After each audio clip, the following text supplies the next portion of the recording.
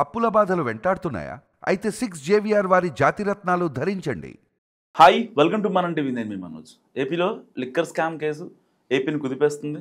కొన్ని వేల కోట్ల స్కామ్ జరిగింది. సో ఇలాంటి నేపథ్యంలో ఈడీ చాలా చోట్ల సోదాలు చేసింది. డబ్బును కూడా పట్టుకుందా, లేకపోతే జగన్ క్లోజ్ క్వార్టర్ ఎవరైతే ఉన్నారో ఈ కేసులకు సంబంధించిన వాళ్ళ దగ్గరికి ఇప్పుడు ఈడీ డైరెక్ట్గా వెళ్ళబోతుంది.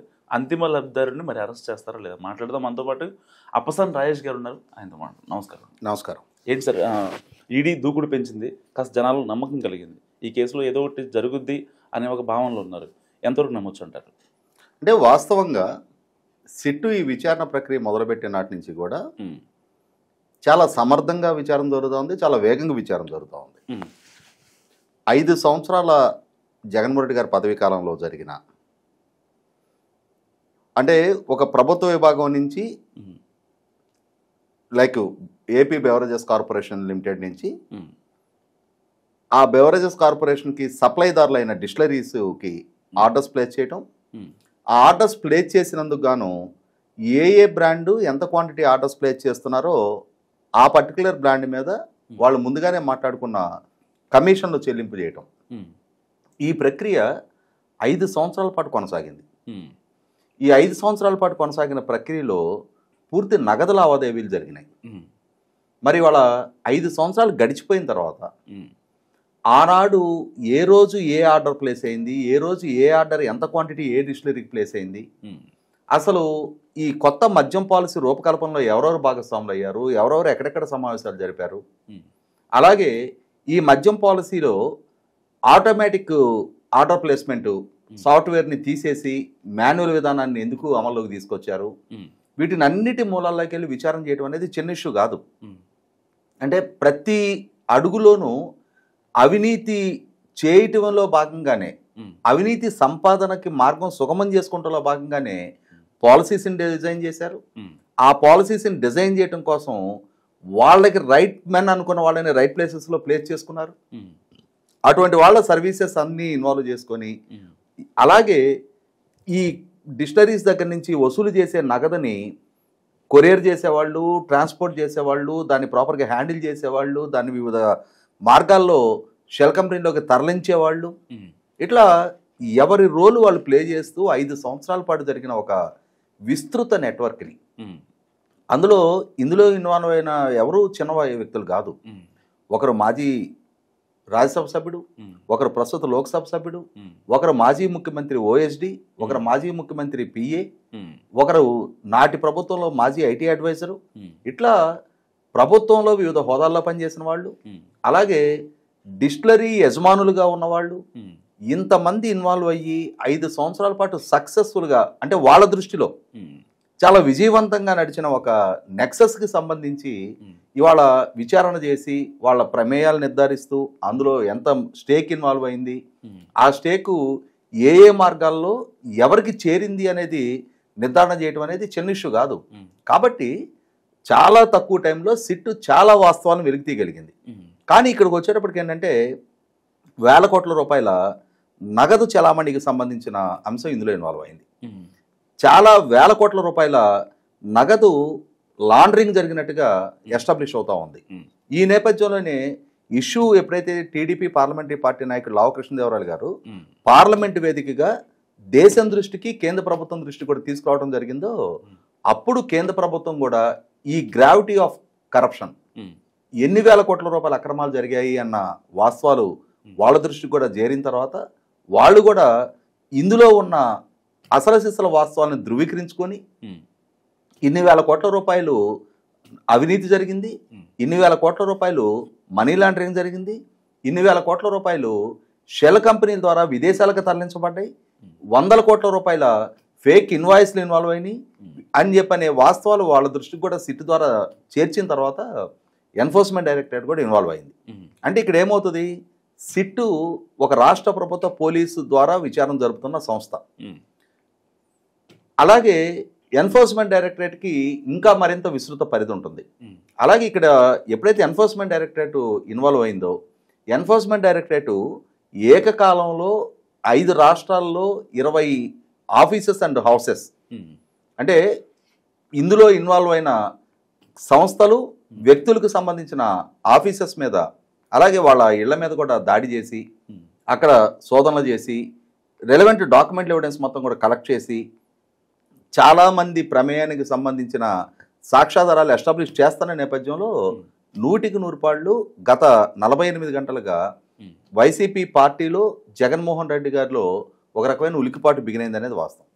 కాబట్టి ఏంటంటే ఇప్పుడు ఎన్ఫోర్స్మెంట్ డైరెక్టరేటు ఇంత వేగంగా ఇంత సమర్థంగా వాళ్ళ వైపు నుంచి ఈ రైడ్లు జరగటం, ఈ డాక్యుమెంట్ ఎవిడెన్స్ కలెక్ట్ చేస్తున్న నేపథ్యంలో ఇక్కడ కొంత బర్డెన్ ఆఫ్ అంటే లైబిలిటీ అంటారు. ఎలా ఇప్పుడు సిట్టు కేసు నమోదు చేసింది, సిట్టు విచారిస్తూ ఉంది, సిట్టు అరెస్టులు చేస్తూ ఉంది, సిట్టు డాక్యుమెంట్ ఎవిడెన్స్ కోర్టులకు సబ్మిట్ చేస్తూ ఉంది, ఛార్జ్ షీట్లు సబ్మిట్ చేస్తూ ఉంది.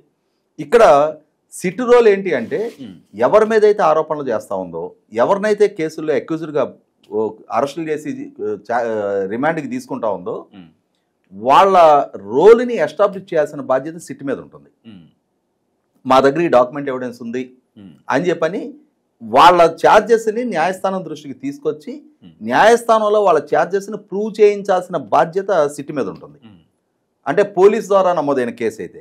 కానీ ఎన్ఫోర్స్మెంట్ డైరెక్టరేట్ దగ్గరికి వచ్చేప్పటికి భిన్నంగా ఉంటుంది. ఎన్ఫోర్స్మెంట్ డైరెక్టరేట్ దగ్గర మీ మీద నా మీద ఒక ఆరోపణ వచ్చి సో అండ్ సో వ్యక్తులు ఇంత అమౌంట్ వాళ్ళు ఈ విధమైన ఫేక్ ఇన్వాయిస్ల ద్వారా లేదా ఈ విధమైన ఒక షెల్ కంపెనీ ద్వారా ఈ మనీ లాండరింగ్ పాల్పడ్డారు అని చెప్పని కనుక మన మీద ఛార్జెస్ ఫ్రేమ్ చేస్తే మనం అరెస్ట్ అయ్యి జైల్లో ఉంటే మేము అటువంటి చర్యల్లో పాల్గొనలేదు, అటువంటి లావాదేవీలకి మాకు సంబంధం లేదు అని చెప్పని రుజువు చేసుకోవాల్సిన బాధ్యత మన మీద ఉంటుంది, ఎన్ఫోర్స్మెంట్ డైరెక్టరేట్ మీద కాదు. ఇందాకే కేసులోనేమో సిట్ మీద ఉంటుంది. వీళ్ళు తప్పు చేశారు అని చెప్పని నిర్ధారణ చేయాల్సిన బాధ్యత సిట్ మీద ఉంటుంది. ఇక్కడికి వచ్చేటప్పటికి బర్డెను ఎవరైతే అక్యూజ్డ్ ఉంటారో వాళ్ళ వైపు షిఫ్ట్ అవుద్ది. వీళ్ళు ప్రూవ్ చేసుకోవాలి మాకు సంబంధం లేదు, మేము క్లీన్ ఇమేజ్ కలిగిన వాళ్ళం, మా ట్రాన్సాక్షన్స్ అన్నీ కూడా ప్రభుత్వానికి లోబడి ట్యాక్స్ స్ట్రక్చర్కి లోబడి జరిగిన ట్రాన్సాక్షన్సే, మేము ఎటువంటి నల్ల డబ్బు లావాదేవీల్లో మాకు ప్రమేయం లేదు అని చెప్పని ప్రూవ్ చేసుకోవాల్సిన బాధ్యత వీళ్ళ మీద ఉంటుంది. అందువల్ల ఏమవుతుందంటే ఎన్ఫోర్స్మెంట్ డైరెక్టరేట్ కేసు ఉచ్చులో పడకూడదని చెప్పని ఎవరైనా కోరుకుంటారు. మనం కొన్ని కేసెస్ ఉంటాయి, లైక్ మాదక ద్రవ్యాల కేసులు ఉంటాయి, నార్కోటిక్స్ యాక్ట్ అంటారు. నార్కోటిక్స్ యాక్ట్ కనుక ఒకసారి కేసు నమోదయ్యి నార్కోటిక్స్ హిస్టరీ కనుక అంటే పెడ్లర్ గానో లేకపోతే ట్రేడర్ గానో ఒక వ్యక్తి కనుక నార్కోటిక్స్ యాక్ట్లో బుక్ అయిపోతే ఇక అతని జీవితం కొలాప్స్ అయినట్టే.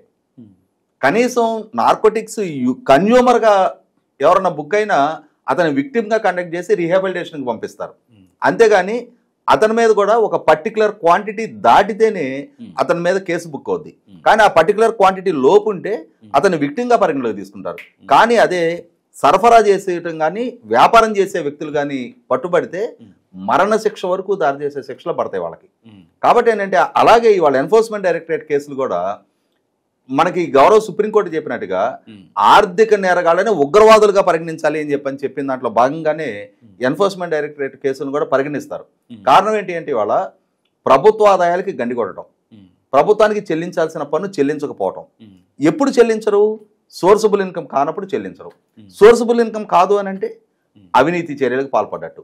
అవినీతి చర్యలకు పాల్పడుతున్నావు అని అంటే నీకు దక్కిన అధికారాన్ని నువ్వు దుర్వినియోగం చేస్తున్నావు. నీ అధికారాన్ని దుర్వినియోగం చేసి నీకు ప్రజలు నమ్మకంతో కట్టబెట్టిన అధికారాన్ని మిస్యూజ్ చేయటం ద్వారా నువ్వు అంటే ఇర్రెగ్యులర్గా సంపాదించావు అని అర్థమవుతా ఉంది. కాబట్టి అక్కడ ఇది ఒకదానికొకటి లింకప్. దాంతో ఏమవుతుందంటే ఎప్పుడైనా సరే మనీ లాండరింగ్కి పాల్పడ్డారు అని అంటే దాని వెనక ఈ చైన్ ఆఫ్ యాక్టివిటీ మొత్తం ఇన్వాల్వ్ అయి ఉంటుంది.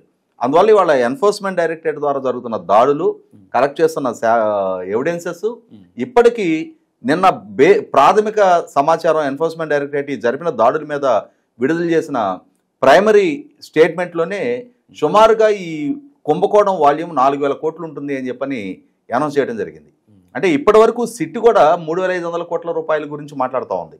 కానీ ఇవాళ మొట్టమొదటిసారిగా ఎన్ఫోర్స్మెంట్ డైరెక్టరేట్ 4,000 కోట్ల గురించి ప్రస్తావన తీసుకురావడం జరిగింది. బహుశా నేను అనుకోవటం అయితే ఇంకా కొంచెం మూలాలకు వెళ్ళి క్వాంటిఫై చేస్తే ఇంకా ఎక్కువ మొత్తమే నిర్ధారణ అవడానికి ఆస్కారం ఉంది. ఎందుకంటే తెలుగుదేశం పార్టీకి కానీ ఎన్డీఏ కూటమి ప్రభుత్వానికి కానీ ఉన్న ప్రాథమిక సమాచారం మేరకు టీడీపీ పార్లమెంటరీ పార్టీ నాయకుడు లావు కృష్ణదేవరాయలు గారు పార్లమెంటు దృష్టికి తీసుకొచ్చిందే 4,000 కోట్ల రూపాయలు విదేశాలకే తరలించారని చెప్పడం జరిగింది. ఓకే. మరి విదేశాలకే 4,000 కోట్ల రూపాయలు తరలిస్తే ఇక్కడ ఎన్నికల ఖర్చుల నిమిత్తం వాడింది. అదే సందర్భంలో ఈ 2019-24 మధ్యకాలంలో ఒక్కొక్కరు కొనుగోలు చేసిన ఆస్తులు ఇప్పటికే రాజకాశ్ రెడ్డి ఆస్తులు కొనుగోలు చేశాడు, ధనుంజయ రెడ్డి ఆస్తులు కొనుగోలు చేశాడు, కృష్ణమోహన్ రెడ్డి ఆస్తులు కొనుగోలు చేశాడు, గోవిందప్ప బాలాజీ కుటుంబం ఏ ఆస్తులు కొనుగోలు చేశారనే వాస్తవాలు ఇప్పటికే సిట్ వెలికి తీసింది. కాబట్టి ఏంటంటే వీటిని అన్నిటినీ క్వాంటిఫై చేస్తే ఈ కుంభకోణం ద్వారా జరిగిన సంపాదన అయిన వసూళ్లు ఇంకా ఎన్నో రెట్లు ఉండటానికి ఆస్కారం ఉందనేది అర్థమవుతా ఉంది. కాబట్టి వాళ్ళ ఎన్ఫోర్స్మెంట్ డైరెక్టరేట్ ఇన్వాల్వ్ అవడంతో ఎన్ఫోర్స్మెంట్ డైరెక్టరేట్ జరుపుతున్న దాడుల మూలన నిన్న మొన్నట వరకు ఒక 20 కార్యాలయాలకు సంబంధించి అంటే డిస్టిలరీ యజమానులు ఏ రోజుల్లో వాళ్ళు అంటే డిస్టిలరీ యజమానులకి ఏపీ బెవరేజెస్ కార్పొరేషన్ నుంచి ఏ రోజుల్లో పేమెంట్స్ వచ్చాయి, ఆ పేమెంట్స్ అంటే వాళ్ళు చేసిన సప్లై తాలూకు పేమెంట్స్ వచ్చాయి, ఆ పేమెంట్స్ వచ్చిన తర్వాత ఈ పర్టికులర్ డిస్టిలరీస్ నుంచి ఏ సంస్థలకి పేమెంట్లు వెళ్ళాయి, ఆ వెళ్ళిన పేమెంట్ల తాలూకు వీళ్ళకి ఇన్ రిటర్న్ జనరేట్ అయిన ఇన్వాయిస్లు కనుక పరిశీలించి చూస్తే వీళ్ళు ఏదో మెటీరియల్ ప్రొక్యూర్మెంట్ చేసినట్టు, ప్యాకేజింగ్ ఎక్విప్మెంట్ ప్రొక్యూర్ చేసినట్టు ఇలా రకరకాల ఇన్వాయిస్లు చూపించారు. 100,000 కోట్ల రూపాయల బంగారం కొనుగోలు చేసినట్టు ఇన్వాయిస్లు చూపించారు. కానీ వాస్తవ రూపంగా నిర్ధారణ అయింది ఏంటంటే అవన్నీ కూడా ఫేక్ ఇన్వాయిస్లు.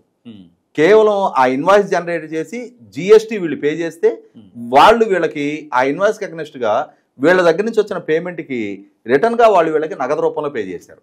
ఆ నగదుని ఎవరైతే ఈ కిక్ బ్యాక్స్ అందుకోవాల్సిన వాళ్ళు ఉన్నారో వాళ్ళకి చెల్లించారు అని చెప్పని ఇప్పటికే ఎన్ఫోర్స్మెంట్ డైరెక్టరేట్ స్పష్టమైన సాక్ష్యాధారాలతో నిర్ధారణ చేసుకుంది. ఎందుకంటే వాళ్ళు ఇన్వాయిస్ జనరేట్ అయిన రోజు వాళ్ళ కంపెనీ నుంచి ఎవరి నుంచి అయితే పేమెంట్ వచ్చిందో వాళ్ళకి మెటీరియల్ ఏం వెళ్ళాల, అంటే అవి ఫేక్ ఇన్వాయిస్లు అని చెప్పని నిర్ధారణ అయిపోయింది. ఇది మొన్న జరిగిన రైడ్లో నిన్న జగన్మోహన్ రెడ్డి గారి ఫస్ట్ కజిన్ ఆయన పెదనాన్న కొడుకు జార్జి రెడ్డి గారి అబ్బాయి వైఎస్ అనిల్ రెడ్డికి సంబంధించిన 10 కార్యాలయాల్లో చెన్నైలో కానీ హైదరాబాద్లో కానీ అతనికి సంబంధించిన ఒక 2 నివాసాల్లో, చెన్నైలో ఒక 7 ఆఫీసెస్లో, కొండాపూర్లో హైదరాబాద్లో ఒక ఆఫీస్ మీద రైడ్ చేయడం జరిగింది. ఇక్కడ అతని ప్రమేయాన్ని నిర్ధారించే స్పష్టమైన సాక్ష్యాధారాలు సేకరించడం జరిగింది. అతనికి సంబంధించిన కంపెనీల ద్వారా కూడా మనీ లాండరింగ్ జరిగినట్టుగా ధృవీకరణ అవుతా ఉంది. అలాగే సిట్టు మొన్న సునీల్ రెడ్డి అని చెప్పని జగన్మోహన్ రెడ్డి గారు అక్రమాస్తుల కేసులో అతనితో పాటు జైలుమేట్గా ఉన్న అతనికి సంబంధించిన 10 కంపెనీల మీద దాడి చేశారు. అంతకుముందు వైఎస్ మోహిత్ రెడ్డికి సంబంధించిన కంపెనీల మీద దాడి చేశారు. విజయానంద రెడ్డి ప్రమేయం నిర్ధారణ అయింది. దాంతో ఇప్పుడు ఏమవుతుందంటే ఇప్పటి వరకు మనకి అందుబాటులోకి వచ్చిన సమాచారం మేరకు ఇంకా విచారించాల్సిన వ్యక్తులు, నోటీసులు ఇవ్వాల్సిన వ్యక్తులు, అరెస్ట్ కావాల్సిన వ్యక్తులు, ప్రమేయం నిర్ధారణ అవుతున్న వ్యక్తులు కొత్తగా యాడ్ అవుట్ వస్తున్నారు. వైఎస్ అనిల్ రెడ్డి పిఏ దేవరాజన్ను విచారించిన తర్వాత వైఎస్ అనిల్ రెడ్డి ప్రమేయం నిర్ధారణ అయింది, సునీల్ రెడ్డి ప్రమేయం నిర్ధారణ అయింది, మోహిత్ రెడ్డి ప్రమేయం, సజ్జల భార్గవ్ రెడ్డి ప్రమేయం, విజయానంద రెడ్డి ప్రమేయం, అలాగే ఇంకా రాష్ట్రానికి సంబంధించిన రాజకీయ నాయకులు మొన్నటి ఎన్నికల అభ్యర్థులుగా పోటీ చేసిన కావలి ఎక్స్ఎమ్మెల్యే రామరెడ్డి ప్రతాప్ కుమార్ రెడ్డి ప్రమేయం నిర్ధారణ అవుతా ఉంది. అలాగే ప్రస్తుత దర్శి ఎమ్మెల్యే బూచేపల్లి శివప్రసాద్ రెడ్డి ప్రమేయం నిర్ధారణ అవుతా ఉంది. నాటి మాజీ మంత్రులు అమ్మటి రాంబాబు ప్రమేయం ఉన్నట్టుగా వార్తలు వస్తూ ఉన్నాయి, కారుమూరి నాగేశ్వరరావు ప్రమేయం ఉన్నట్టుగా వార్తలు వస్తూ ఉన్నాయి. అలాగే బొత్స సత్యనారాయణ గారి మేనలుడు జగన్మోహన్ రెడ్డి గారి కోడికత్తి సంఘటన జరిగిన రోజు విశాఖపట్నం ఎయిర్పోర్ట్లో ఆయనతో పాటు ఉన్న మధ్య శ్రీనివాస్ ఎలియాస్ చిన్ని అతని ప్రమేయం ఉన్నట్టుగా వార్తలు వస్తూ ఉన్నాయి.